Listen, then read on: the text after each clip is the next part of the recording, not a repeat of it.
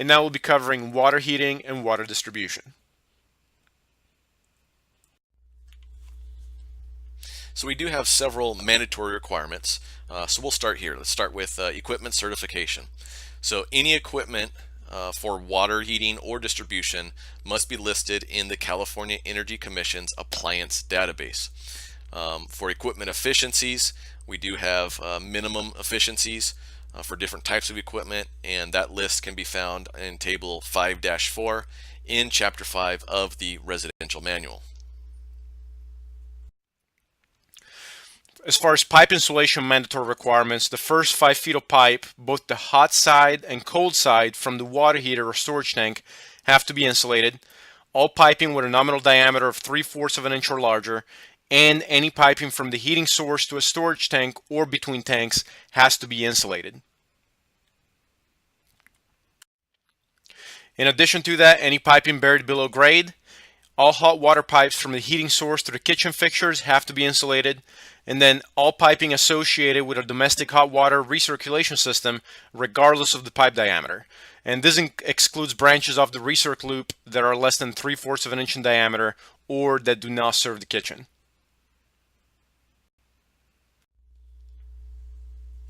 We do have some exceptions to those mandatory pipe insulation requirements. So the first one is any piping that is located within an exterior wall that is installed so that the piping is placed inside the wall insulation. So that insulation needs to be on both the front and back side of that piping. Now the caveat to this is that the piping does not need to be insulated if the requirements for QII are met. So QII is a HERS measure. It's within the performance method. So this exception only applies if the QII credit has been taken for that particular project. Next, the attic pipes are continuously buried in at least 4 inches of blown ceiling insulation. So if it's batt insulation, it does not count. It has to be blown, and it has to be buried in at least 4 inches. This one does not have that QII requirement. Next, we got factory installed piping within space conditioning equipment. So we have any hydronic coils. You're going to have hot water piping that's going to go to that coil. You're going to need to insulate up to that coil, but once the piping goes inside, you do not have to continue. That's up to the factory whether or not they're going to install any insulation. And then finally, piping that penetrates framing members unless it is metal framing. So metal framing is thin enough that the insulation can continue all the way up, and a lot of times they'll have knockouts that are large enough that the insulation will fit through those openings. Where wood framing is thick enough to where you're only going to drill a hole large enough for the pipe to fit through, and so your insulation is going to just be installed up to the wood framing, and then it's going to continue on the other side. So any exposed piping needs to be insulated. Any piping that's within the framing member itself does not need to have that additional insulation installed. Now for single dwelling mandatory requirements, we're going to talk about a couple of them. When we're talking about single dwelling mandatory, we're talking about either single family homes or individual dwellings within a multifamily building that has a single dwelling distribution system. So those are the same scenario as far as the single dwelling mandatory requirements are concerned. So the first requirement is to be high efficiency water heater ready. So very similarly to the solar ready requirement, again, they don't want us to install a high efficiency water heater, but they want us to install certain features so that if a high efficiency water heater can be installed down the line, they can simply just drop it in. So we have to meet these 4 requirements to be high efficiency water heater ready. The first one is a 120 volt electrical receptacle that is within 3 feet of the water heater and accessible to the water heater with no obstructions. Number 2, a category 3 or 4 vent or type B vent with a straight pipe between the outside termination and the space where the water heater is installed. Also, a condensate drain that is no more than 2 inches higher than the base of the installed water heater and allows natural draining without pump assistance. And last but not least, a gas supply line with a capacity to provide at least 200,000 BTUs to the water heater. Again, these are mandatory requirements, meaning that it's a building inspector requirement, not a HERS requirement. We're going to be covering specific HERS requirements later. This is just the Title 24 regulations.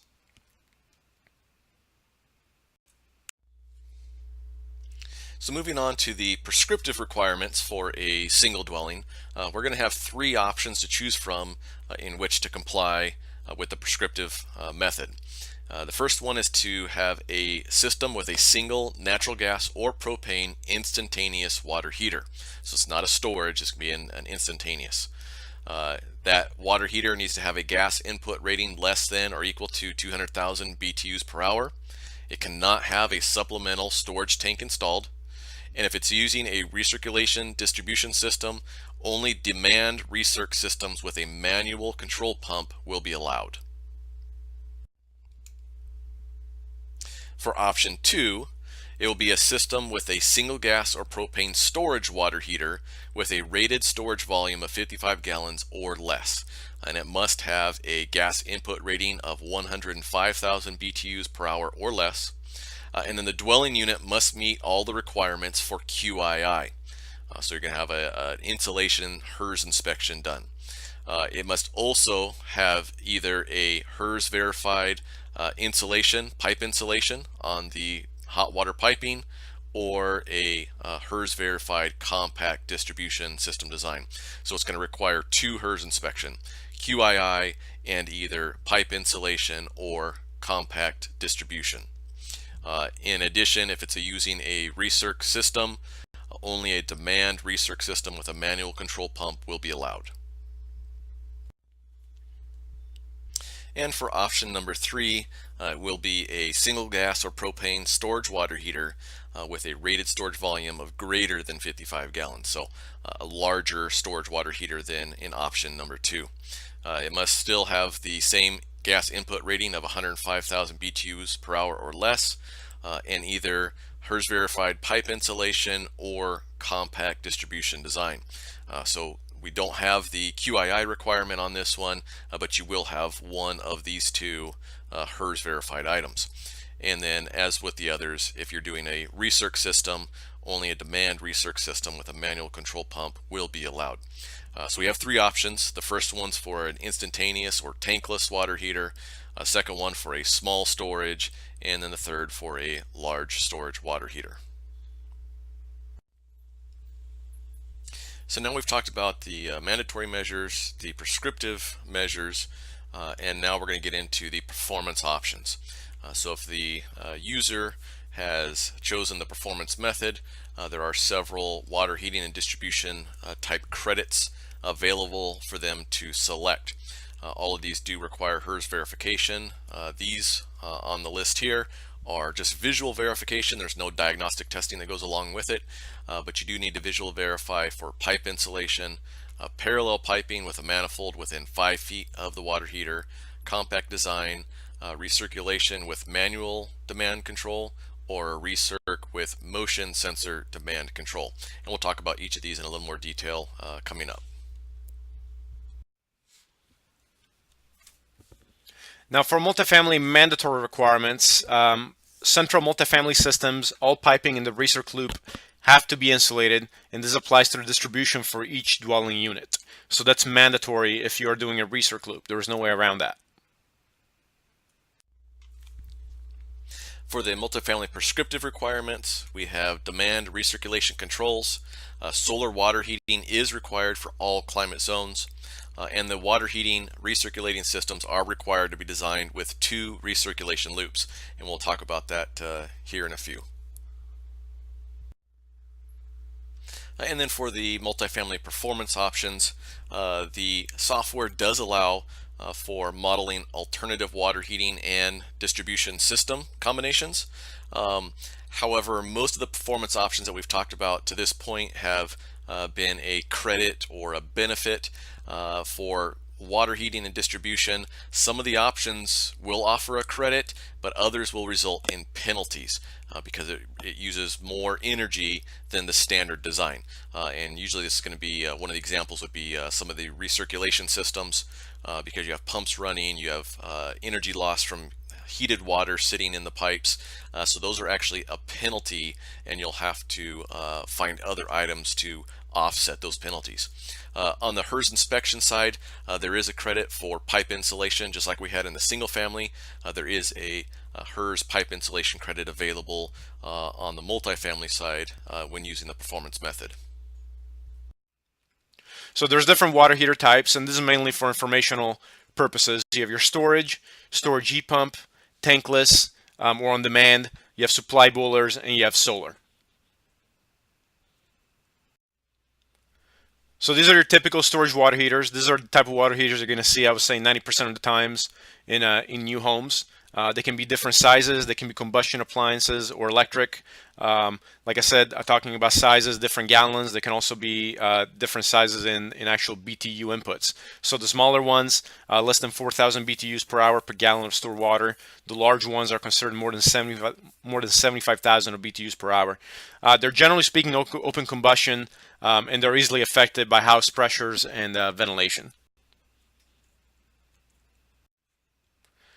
So now this is a storage heat pump. So a storage heat pump is an electric water heater that uses a compressor to transfer thermal energy from one temperature level to a higher temperature for the purpose of heating water.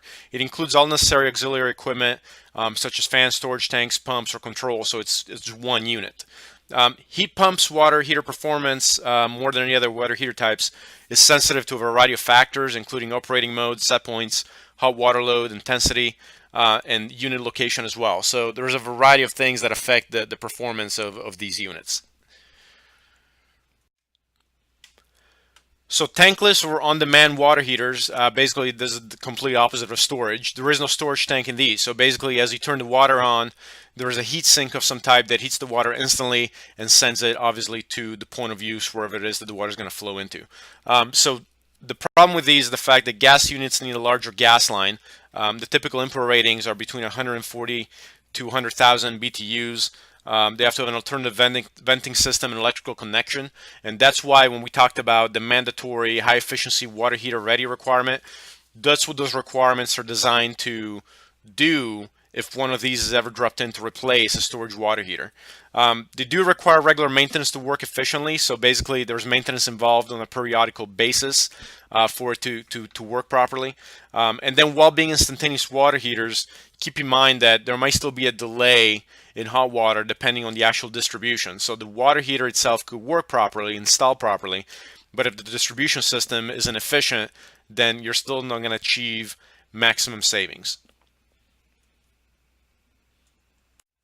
So for the most part, a hot water supply boiler is an industrial water heating equipment that has a very high BTU rating. Now the pictures in this slide, those are very industrial boilers. You're not going to find something this big in a residential home, obviously. And even in California, boilers are not really widely used in new construction. Nonetheless, you might see a residential sized boiler in a house. It's a hot water boiler. It could be fueled by oil or gas. It doesn't matter. Boilers are typically used for doing both space and water heating, so it's a combination system. And usually the use of a boiler will typically require one or more unfired storage tanks to be installed as part of the system. So we talked about unfired tanks earlier. The way these systems work is the water is heated in the furnace boiler and then it's stored in the actual unfired tank, which is kept separately. Solar water heating is another option. Obviously, it collects heat from solar radiation and heats the water that way. Solar water heating systems still have to have a backup electric or combustion water heater. So it's not just the system on its own, and that's all there is to it. So they're a backup to the main water heating system.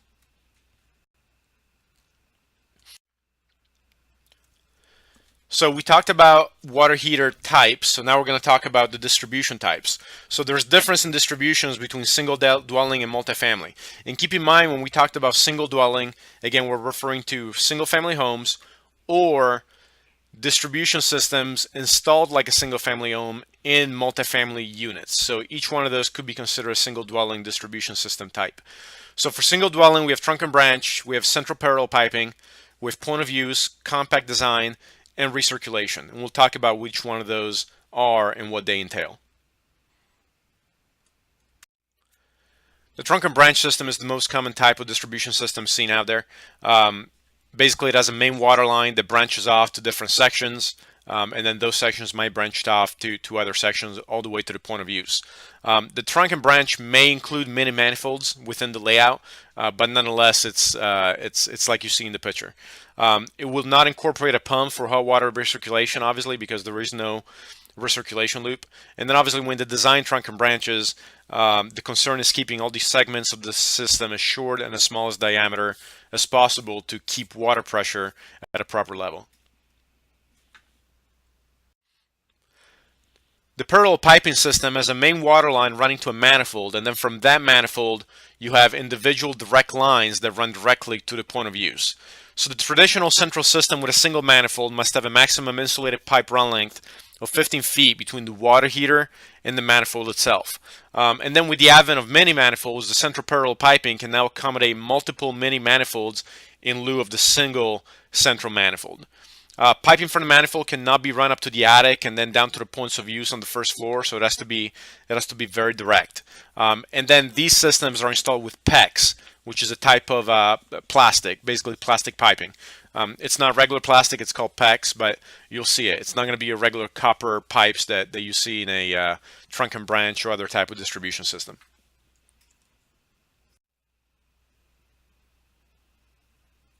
So the point of use actually significantly reduces the volume of the water used between the water heater and the hot water use point. So basically it's reducing the size of the run lengths of pipes in order to maximize flow and minimize energy waste. If it's taking as a credit, as a Title 24 credit, it has to be visually verified by a HERS rater. So the way it works is, depending on the size of the pipe, so as you can see on the left hand side of the little table, it says nominal size. 3/8 of an inch or so, half inch, 3/4 of an inch. Depending on the size of the pipe, no more than the length on the right hand side can be from the water heater to the actual point of use. So if you're installing half-inch pipe, each run of pipe cannot be more than 10 feet away. So it requires a good architectural design, obviously, because these pipes have to be installed in such a way to meet these requirements. The water heater can be in an indoor mechanical closet, or you might have to use multiple water heaters to minimize the run lengths for each pipe, right? And then the distance between the water heater and any fixture obviously cannot exceed the specifications of the table that I just talked about. Now, except there's an exception. So washing machines for clothing may be located more than 8 feet away from the water heater. So that's kind of a unique scenario, but everything else has to meet the requirements on this particular table. The compact design is very similar to the point of use, except that instead then by going of the size of the pipe, it goes by the square footage of the area served by the water heater. So it must meet the following criteria for pipe length based on the floor area served. So on the left hand side, just like the other table, instead of pipe sizes, you have square footage. And then on the right hand side, you'll see the maximum pipe length from the water heater to that point of use. So in a home that has between 1,601 to 2,200 square feet, each pipe run length cannot be more than 53 feet. So all end use points are within the specified length of the piping that serves those fixtures, obviously. And then again, if being taken as a credit, it has to be visually verified by a HERS rater.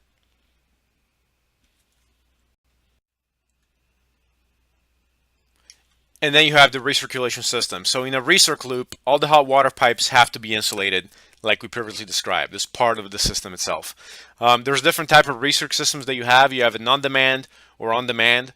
The non-demand includes uncontrolled continuous recirculation. They have timer controls, temperature controls, and or time temperature controls combined.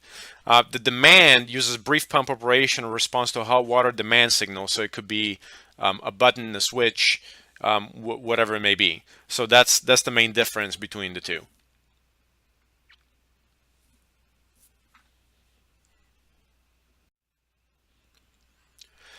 Now for multifamily, these are the circulation systems that we can use by prescriptive method.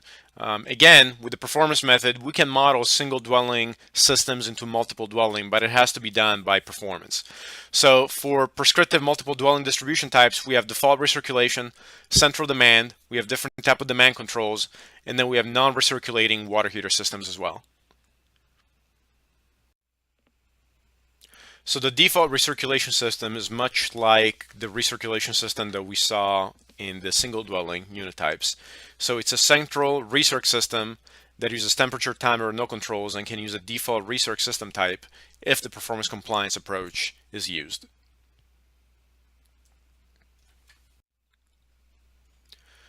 So the center of demand recirculation is the standard distribution systems for water heaters serving multiple dwellings. And it incorporates recirculation loops, which bring hot water to different parts of the building, and a demand control, which automatically shuts off the recirculation pump when the recirc flow is not needed. Recirc loops are then used to bring hot water close to all dwelling units, but are not expected to actually go through each dwelling unit. And they have branch pipes that are used to connect pipes within dwelling units and the recirc loops. So in summary, central recirculation systems include three components. You have the recirc loops, the branch pipes, and the pipes within the dwelling units themselves. So in this particular picture, you'll see that also it has a solar tank and solar panels on there, solar collectors, I guess I should say. That is not necessarily a requirement of the recirc system. That's just the way the picture from the manual came. So I'm just making that distinction to make sure you understand that the solar portion is not necessarily a requirement for the recirc system. So with those recirculation systems, you have different type of controls that be associated with it. So one of them is the modulation controls. So what modulation controls do is they reduce the hot water supply temperature when the hot water demand is determined to be low by the control system itself. And then the control system may be a fixed or dynamic control schedule based on measurements of hot water demand. A continuous monitoring system is another type of demand control, and basically shall record no less frequently than hourly measurements of key system operation parameters, including hot water supply temperatures, hot water return temperatures, and status of gas valves relays of water heating equipment. And it should automatically alert building operators of abnormalities identified from monitoring those results. One thing to point out is that whatever equipment they're using for demand controls, whether it's a continuous monitoring system or a demand control, some other type of demand control, all equipment has to be listed with the California Energy Commission. So they basically have to approve the equipment that's being installed in these units. And then you have non-recirculating water heaters. Multi-unit buildings may also use systems without a recirc system. They can only do that though if the served dwelling unit is closely located so that the branch pipe between the water heating equipment and the dwelling unit are relatively short. So that's also an option that they have available to them.